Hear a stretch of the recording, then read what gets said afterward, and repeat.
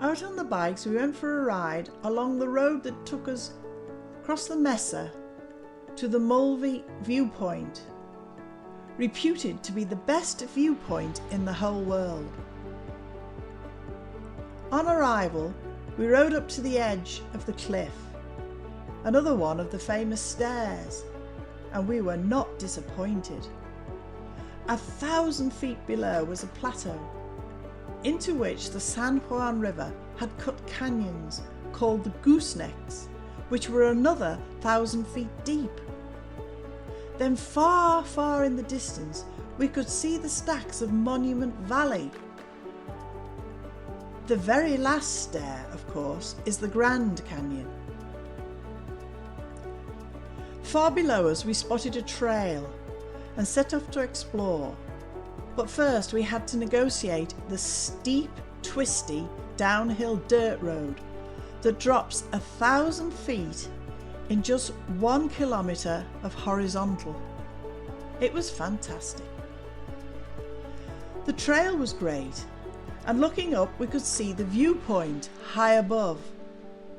The size of these rocks that had fallen from the cliff was a reminder of the forces of nature. We had to cross watercourses and choose which track to follow.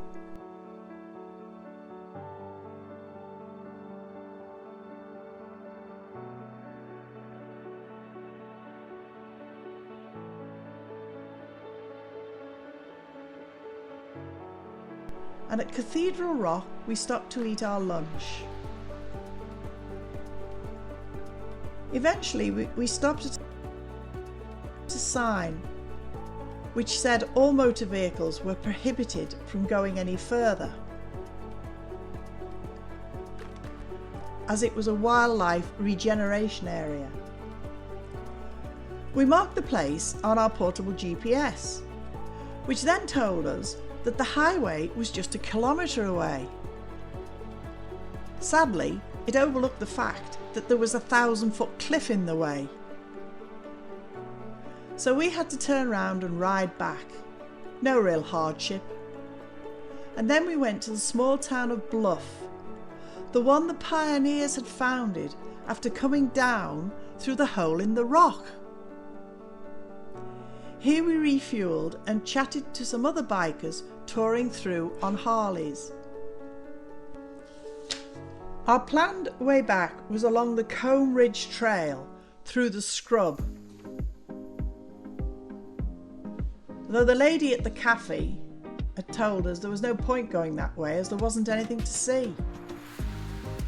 It was a fantastic ride, and sadly we met the highway again and had to turn north back to the campground. But it had been a fantastic ride out that day. We were knackered.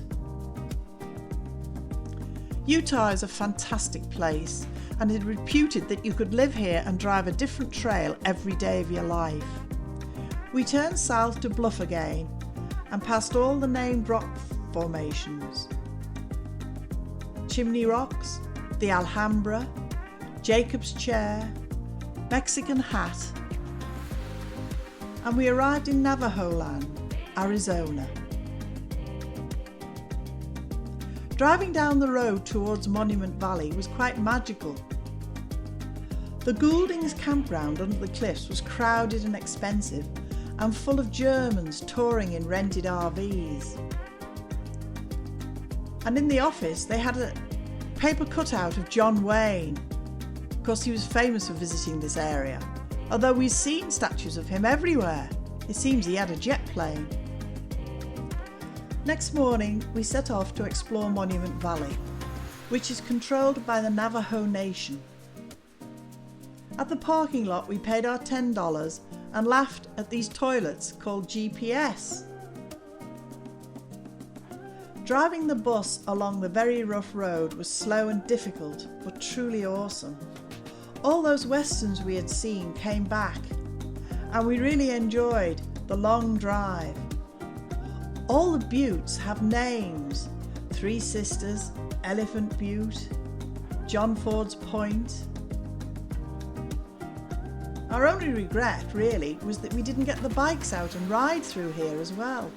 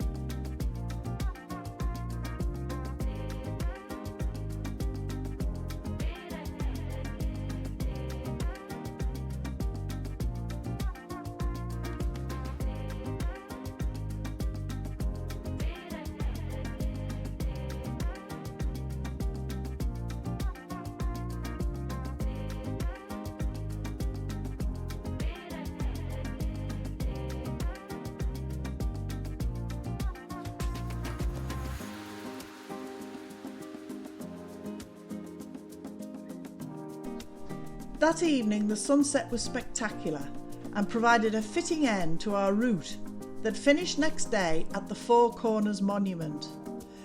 This is the point where the states of Arizona, New Mexico, Utah and Colorado meet, and there is a marker on the floor.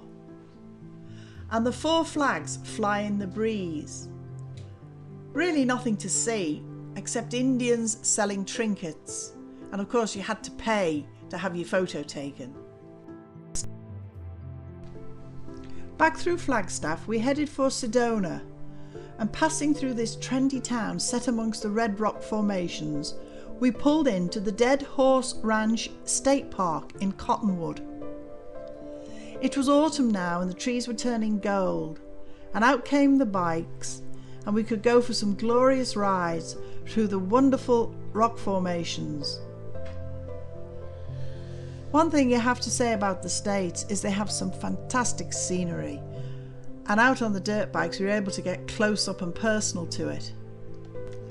There were some unusual signs along the trails, although we don't know what this one said because it was shot to bits.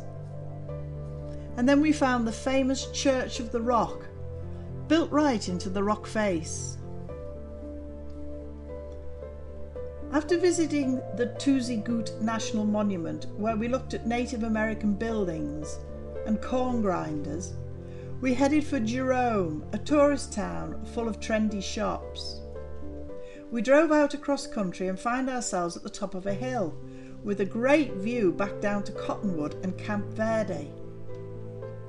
Here we found 2 quads parked, and after shouting we found the riders, who were locals, and they showed us another way down.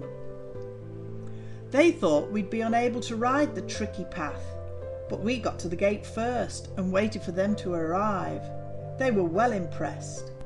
We had enjoyed a full day's riding, and sadly we had to refuse their offer of a barbecue, as a huge rainstorm arrived and we had to get back to camp.